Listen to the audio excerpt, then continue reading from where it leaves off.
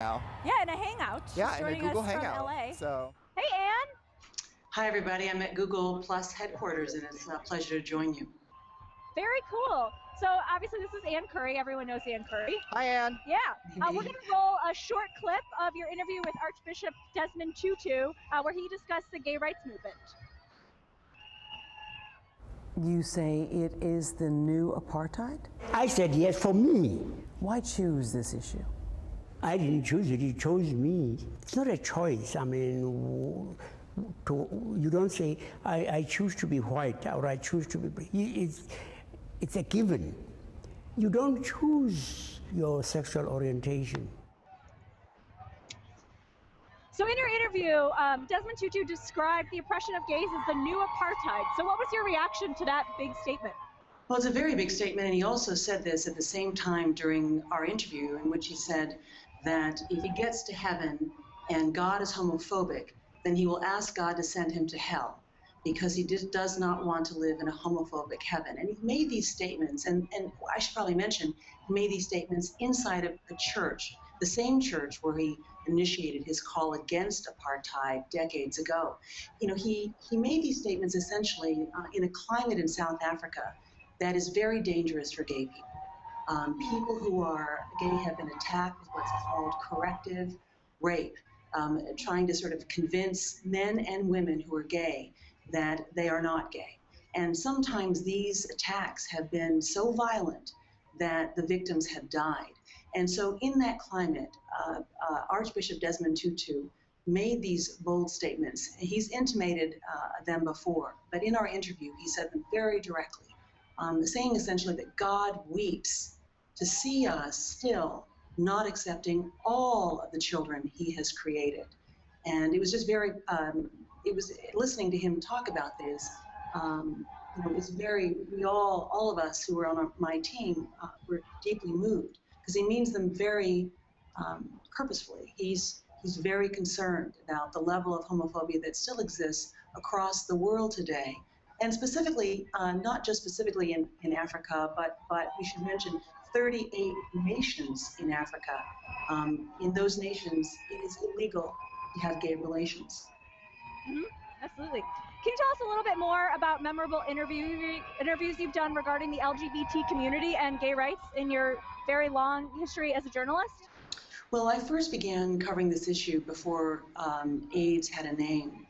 And when people were blaming this new disease on gay people, and when people would say out loud that it was God's wrath against gay people.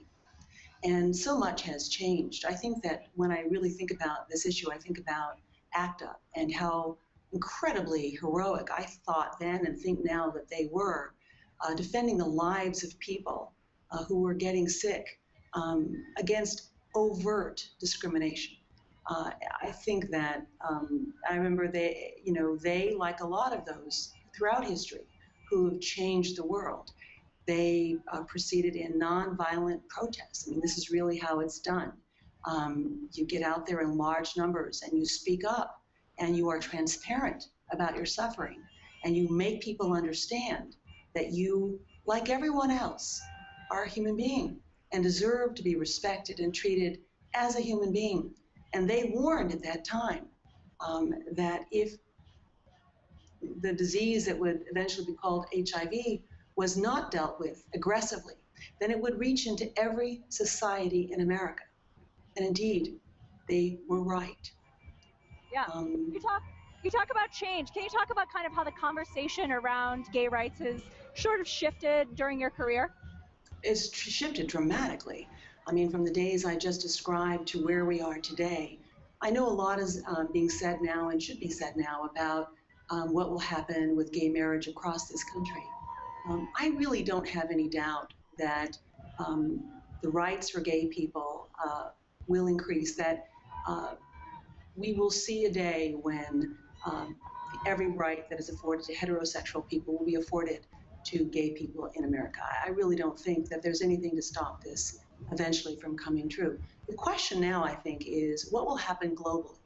The reason why Uganda, for example, has gone further than to say that it is illegal to have gay relations in Uganda. But actually, if you engage in gay sex, you can actually be put in jail up to life in prison.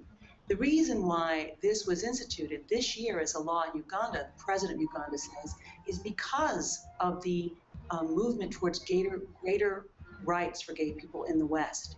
So the opening of more rights here in the West is causing an even greater pullback in other places in the world.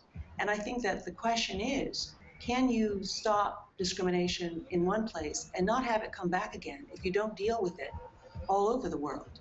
I think of discrimination as a disease. It can come back. You can get rid of it as you can get rid of polio in America and have it only rise elsewhere and threaten to come back here. I think a disease like this, discrimination like this, is something that maybe you have to deal with if you really want to eradicate it all over the world. If it's not just here, is it just anywhere? And how do you see the conversation evolving over the next, say, 5 years? Well, you know, I'm not the one to ask really and answer that question really, but from what I've watched, this dramatic change, the rise in people willing to march in the streets from the days of Stonewall 45 years ago through today, to march for justice and to be willing to be transparent so that people understand that these are all human stories. Watching that change, watching people who are not gay be upstanders, as I just described Archbishop Tutu, standing up and speaking out about justice, which is right for all people.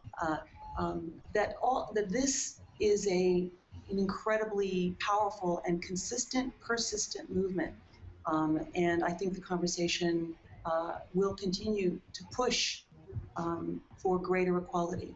I think for gay people, I think for people of different races, I think for gender, I think for people who are different sizes than other people, I think for people who are transgender, I think that there is this constant move towards empathy that I've witnessed in my years as a journalist that I don't think is stoppable.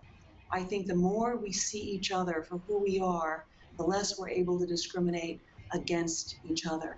And I think that these ideas of discrimination, it's really more than the group and the transparency and the upstanders. It's in all of us. How do we live our lives when we go to a dinner and a party or in our own families? What do we allow? What kind of statements do we allow? And on that level, critical change is happening.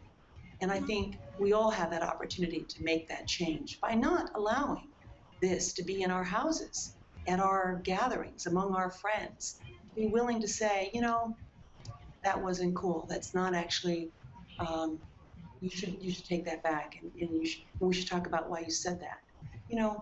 I have ruined parties, saying when somebody has made a homophobic joke and said, we got to stop. We can't laugh and have another toast of that. That's not cool. So I think that's the kind of behavior each one of us, not that I encourage you to ruin a party, it's really not fun.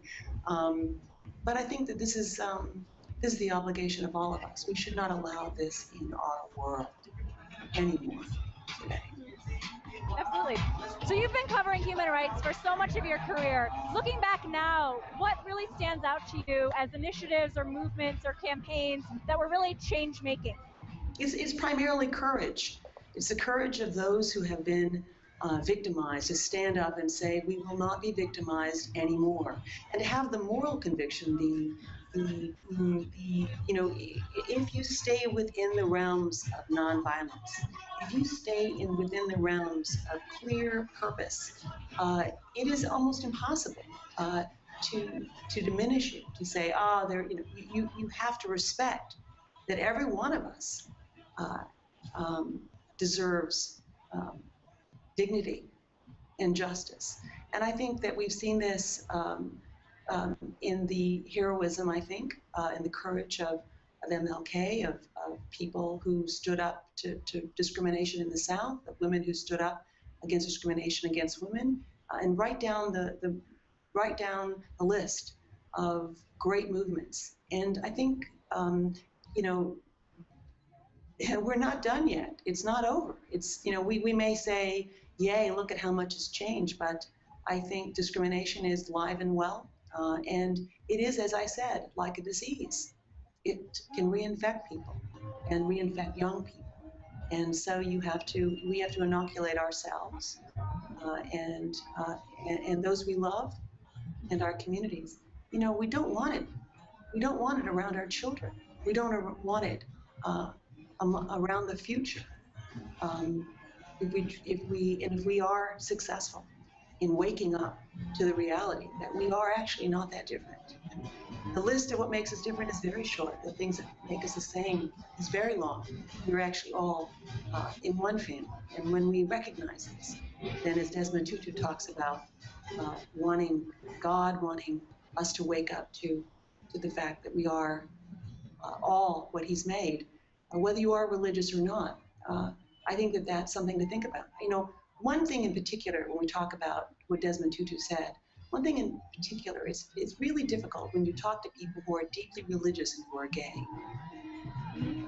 For them, how difficult it is when they have experienced the idea that God does not love gay people, how difficult that is for them.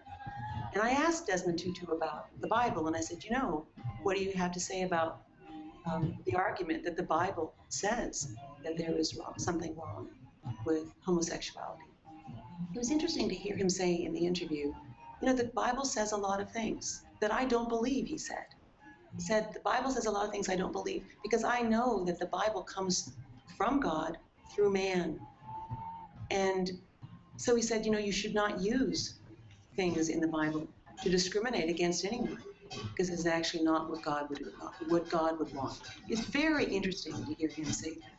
And I'm certain it'll be controversial. People listening to him, listening to me reiterate it now. But I think that this is the moment that we're at. And I'm enjoying speaking to you, and I hope that something I've said has been useful to the people who are listening. It was great. Thank you so much for speaking with us. A pleasure. Tell everyone in LA hi. All right, I will.